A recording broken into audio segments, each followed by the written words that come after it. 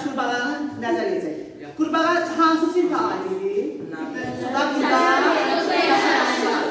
Suda burada yaşayanlar. Qurbağa bədəni, baş, gövdə və ətraflardan təşkil olunur.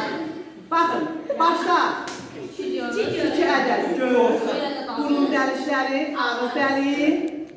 Burada da əslində qalsa bunlar görünür, sadəcə sıra fikir vermirsiniz. Amma əslində qalsa bu günlərin bizim dərsimiz zoologiya dərsindən yox, anatomiya dərsindən sinir sistemi olduğu üçün biz başı kəsilmiş qurbağa üzərində təcrübəmizi aparacağıq.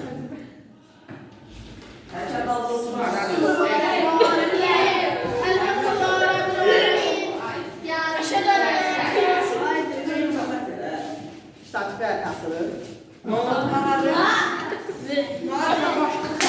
Burada dayandı.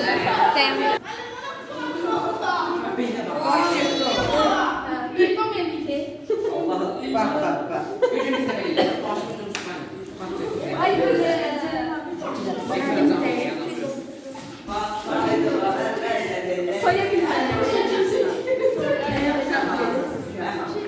Uşaqlar, baxın.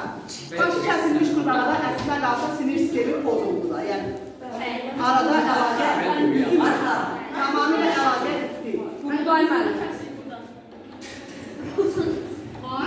İndi əslində qalsa əlaqə etdi. Amma diqqətlə baxın, o hələ də ayaqlarını ətraflarını tərpənir.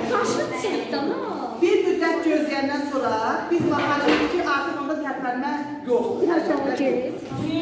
Amma biz bunu digər təcrübələrdən də müşahidə edə bilərik. Gəlin görək səbəb nədir? Nə ola bilər ki, qurbağada baş kəsilməsinə baxmayaraq biz ətrafına baxın, toxunuram, bükmə hərəkətləri edir.